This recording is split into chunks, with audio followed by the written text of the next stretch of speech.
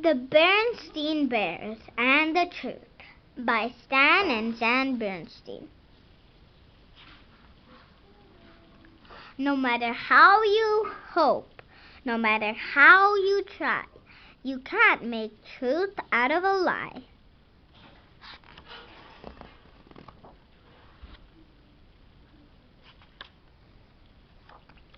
It was a lazy sort of day in bear country.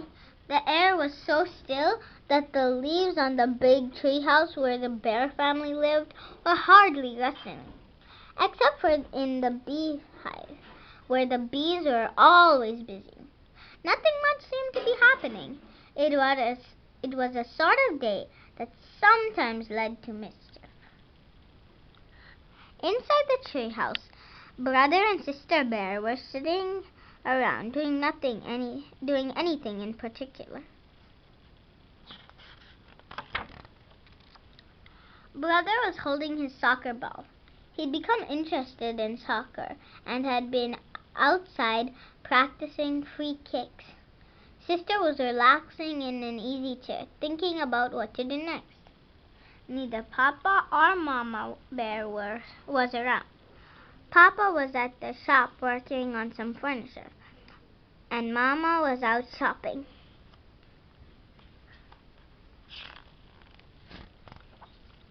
"I know what," said Sister.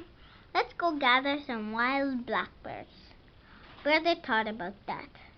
"No," he said, "wild blackberries have too many thorns, and besides, the seeds get stuck in your teeth." "Well, then said Sister. "Let's go out and twist each other up on the swing and see who gets the dizziest." Brother thought about that. "No," he said, "that's silly, and besides, we did that yesterday." Sister became irritated and impatient with her brother. "My goodness," she complained, "you don't want to do anything. All you want to do is sit there and hug that soccer ball. I think you must be in love with that soccer ball." "I am not," protested Brother.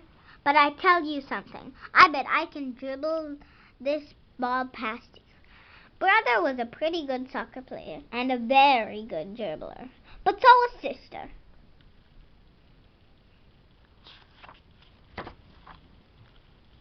The only one who saw what was happening next, beside the cubs, was a mockingbird who was perched on a twig outside the open window. Brother faced Sister. The ball was on the floor between them. First, Brother moved the ball with his right foot, then with his left, trying to trick Sister out of position. Then, quick as a flash, he gave the ball a sharp kick with his right.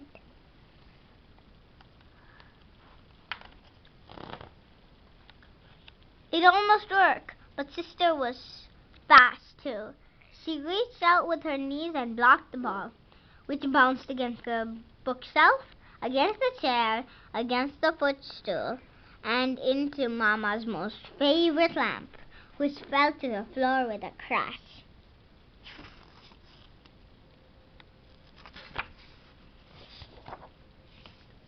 The mockingbird let out a screech and got out of there as fast as its wings could carry it.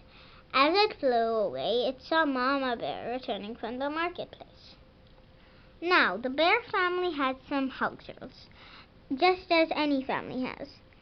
One was no eating honey in bed, another was no trekking on unclean floors, and another was no playing ball in the house.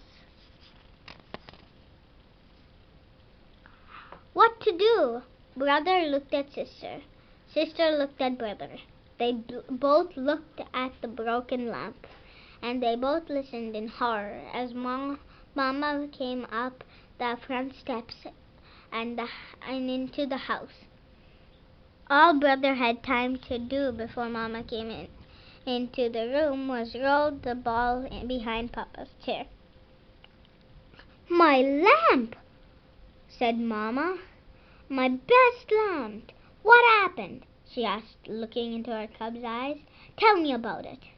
The cubs looked into Mama's eyes, then at each other's, and then they began to tell one of the biggest whoppers what has ever been told in Bear Country.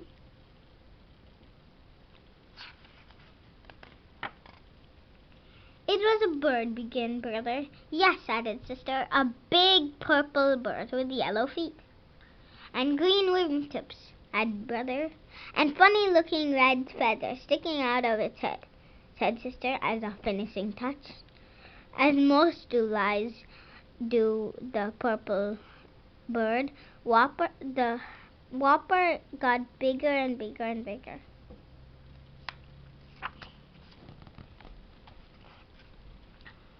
Yes, continued the cubs, and it flew out in that window, zoomed around the room, and knocked over the lamp. As Mama Bear was looking at the broken lamp with a sad expression on her face, Papa Bear came in from his shop. The cubs began to tell him the story of the big bird that had flew in the window and broke the lamp. It was harder to tell the second time. For one thing, they couldn't quite remember how they had told it the first time. You've got me confused, said Papa. Was it a purple bird with green wingtips and yellow feet?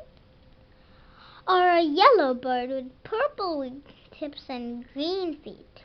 Or was it a white bird with black spots, like the soccer ball behind my easy chair? But the thing that really made it hard the second time was how very sad Mama looked as she picked up the pieces of the broken lamp. Mama, we're really sorry about the lamp, said Brother. Oh, yes, said Sister, picking up the last piece and putting it in the dustbin. Oh, said Mother, I'm not worried about the lamp. We can always get another lamp, or we can glue this one back together. What I'm sad about is the thought that maybe, just maybe, my cubs, whom I've always trusted, aren't telling me the truth. And trust is not something you can put back together again. Both cubs started to talk at once. It wasn't a bird, said Sister. It was the soccer ball. And it was all my fault, shouted Brother. It was just as much my fault, shouted Sister. But they were both shouted down by the phone, which rang loudly. It was the Grizzly Gran, inviting the Bear family for a Sunday visit. Hello, Gran, said Mama. Is everything... Oh, everything is just fine here in the treehouse. How is everything with you? But Mama, protested Sister, after Mama hung up the phone. You told Gran that everything is just fine here, and that isn't really the truth. Oh, but it is, answered Mama. We've got 2 fine cubs who have just learned a very important lesson about telling the truth. And what could be finer than that? Now let's help Papa glue the lamp back together.